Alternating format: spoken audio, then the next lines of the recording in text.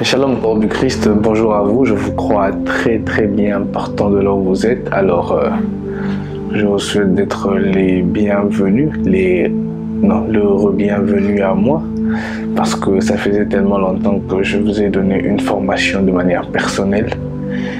Et donc, aujourd'hui, je reviens encore. Je reviens afin de pouvoir édifier la vie d'une personne, afin de pouvoir te permettre, de là où tu es, de grandir dans ta relation avec Dieu, de grandir dans ta communion avec Dieu et de grandir en connaissance, parce que la connaissance est très importante.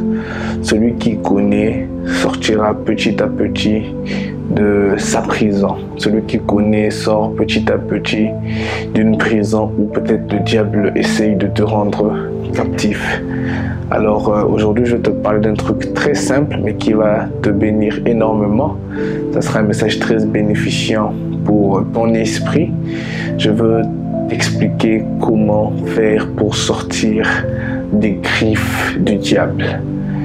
Parce que plusieurs essayent de s'en sortir face à cet ennemi qui paraît costaud que le monde nous a présenté.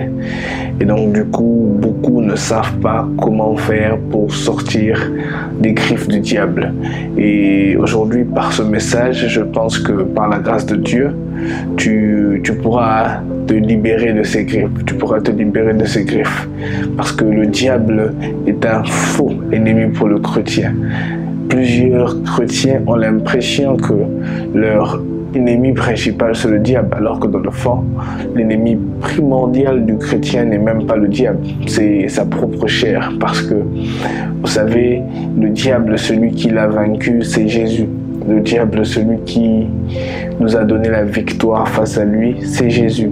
Et donc, du coup, si on veut vaincre le diable, ça sera comme aller combattre ce qui a déjà été combattu.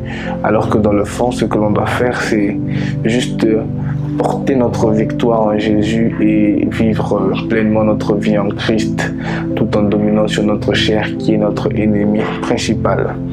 Alors, je te donnerai quelques formules, je dirais pas formules, mais je te dirai quelques connaissances que tu devras retenir qui te permettra de sortir des griffes du diable.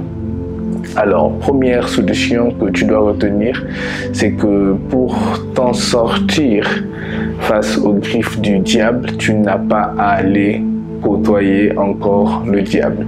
Pourquoi je le dis? Parce que vous savez, aujourd'hui, il y a tellement de gens qui essayent de combattre les ténèbres en allant vers les ténèbres.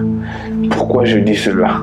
Vous savez, il est quand même un peu ridicule pour une personne d'aller peut-être face à un esprit de maladie qui dérange ta vie, d'aller vers un féticheur afin qu'il puisse te donner ta guérison.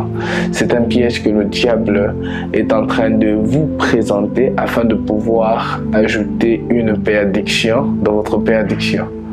Alors déjà, il faudra savoir que la solution pour sortir des griffes de l'ennemi n'est pas d'aller vers cet ennemi. Parce que un royaume ne peut pas subsister si ce royaume n'est pas uni. Alors dites-vous que le royaume des ténèbres est un royaume qui est très uni et en aucun cas Satan peut chasser Satan. En aucun cas le diable peut vaincre le diable. En aucun cas, je peux même mieux le dire, en aucun cas Satan peut vaincre Lucifer. Est-ce une même personne? Dans le fond, oui. En aucun cas le général du diable peut vaincre un démon. Tout ce qui est ténèbres est ténèbres. Et donc du coup, puisque tout royaume qui subsiste est un royaume uni, sachez qu'il vous sera impossible de pouvoir vaincre le diable en allant vers le diable. C'est une solution qu'il faut bannir de vos vies. Ne vous laissez jamais influencer par cela. N'allez jamais recevoir une solution de votre vie en allant toucher aux fétiches, en allant toucher à des gris-gris, en allant s'initier à des loges mystiques. cela ne va vous servir qu'à perdre votre âme. Cela ne va vous servir qu'à perdre votre salut. Alors dites-vous que dans votre vie, vous ne traiterez jamais avec le diable, vous ne signerez aucun contrat avec lui parce que vous n'êtes pas sa créature, vous êtes la créature de Dieu et lui n'a rien à voir avec vous. Ça, c'était la première chose à savoir. La deuxième chose à savoir, c'est que celui qui veut se libérer des griffes de l'ennemi ne doit pas seulement prier. Pourquoi je dis cela? Vous savez, aujourd'hui, je me rends compte d'une chose, c'est que plusieurs chrétiens aimeraient sortir des griffes du diable alors qu'ils ne sont même pas prêts à se livrer totalement au Dieu qu'ils veulent servir. Ils veulent utiliser Dieu comme étant un dépanneur, alors que Dieu n'est pas un dépanneur. Dieu est un Dieu qui, lorsqu'il vient, il doit habiter en vous. Dieu ne vient pas dans votre vie pour faire ce que vous voulez, mais Dieu vient dans votre vie afin que vous puissiez faire ce que lui il veut. Dans Apocalypse 3:20, il le dit clairement, mais voici je me tiens à la porte et je frappe. C'est dans la porte du chrétien et il dit, quand j'entrerai, lorsque tu me permettras d'entrer, c'est moi qui va souper avec toi et après c'est toi qui souperas avec moi. Donc cela veut dire qu'il sera le premier, il sera la première personne à commencer à proposer le service et après c'est à toi qu'il donnera la capacité d'aussi lui faire part de tes besoins. Et donc du coup, si tu veux sortir des griffes de l'ennemi, ce que tu dois savoir, c'est que il ne te suffit pas seulement de prier, parce que celui qui prie doit aussi avoir une relation intime avec celui qu'il prie. Si pour toi la prière est une façon d'appeler Dieu afin de te dépanner et de continuer ta route, sache que cela est une grave erreur. Parce que Dieu n'est pas un dépanneur. Dieu n'est pas un garçon de course qu'on peut appeler pour faire une course et après peut-être payer et s'en débarrasser. D'ailleurs, on en voit déjà même beaucoup aujourd'hui qui ont l'impression que c'est leur offrande, que c'est leur argent qui emmène Dieu à agir pour leur vie et à demeurer en eux. Non, ce n'est pas l'argent que tu donnes à l'église qui donne à Dieu le droit de demeurer avec toi. Ce n'est pas les bienfaits que tu fais à l'église qui donnent à Dieu le droit de demeurer avec toi. Pour que Dieu demeure avec toi, il faut que ta vie soit conforme à sa volonté. C'est le fait que tu lui laisses prendre le contrôle de ta vie par son esprit qui lui donne accès à ta vie. Ce ne sont pas tes offrandes, ce ne sont pas tes dîmes, mais c'est ton cœur ouvert afin de lui laisser guider ta vie selon le renouvellement de l'intelligence qu'il nous donne par son esprit. Alors dis-toi que pour sortir des griffes de l'ennemi, ce qu'il faut, ce n'est pas prier. Ce n'est pas demander à Dieu comme étant un garçon de course. Ce n'est pas en faisant de Dieu celui qui exauce que tu sortiras des griffes de l'ennemi. Parce que tu te rendras compte d'une chose, c'est que à chaque fois que tu le prieras, il sera là, il agira. Parce que des fois Dieu, vous savez, quand tous nous étions des pécheurs, quand nous avons prié pour lui appeler dans nos vies, qu'est-ce qu'il a fait? Il est entré dans nos vies. Donc c'était un pécheur qui a prié et Dieu est entré dans la vie du pécheur. Donc ça veut dire que peu importe la situation où tu es, le simple fait que tu vas prier permettra peut-être à Dieu de pouvoir venir agir, opérer dans sa grandeur. Mais attention, pour qu'il demeure en toi, il faut que ton cœur décide de le recevoir. Alors dites-vous que il est peut-être bien de prier, mais il est tellement mieux d'avoir une relation personnelle avec ce Dieu que l'on prie. Et donc le point le plus capital que je veux t'en faire part maintenant, c'est que pour celui qui veut sortir des griffes du diable, n'a qu'une seule chose à faire. Pour ceux qui ont mieux entendu ce que je dis, peuvent déjà savoir quelle est cette solution. C'est de venir habiter en Christ. Vous savez, celui qui habite en Christ est au-dessus de tout esprit qui peut exister ici sur terre.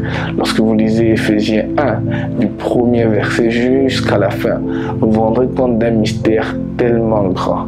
Éphésiens 1 est un chapitre de la Bible que les théologiens même jugent être le plus mystique. Parce que Éphésiens 1 vous fait part de comment est-ce que Jésus-Christ a été, après avoir été tué, même si ce n'est pas le fait qu'on l'ait tué qui a fait qu'il soit mort, on peut voir comment est-ce que Dieu l'a ressuscité par son esprit et l'a emmené au-dessus de toute principauté, de toute autorité, de tout nom qui peut exister et qu'il a maintenant fait en sorte que nous, chrétiens, que nous puissions habiter en celui qui est au-dessus de tout ce qui existe.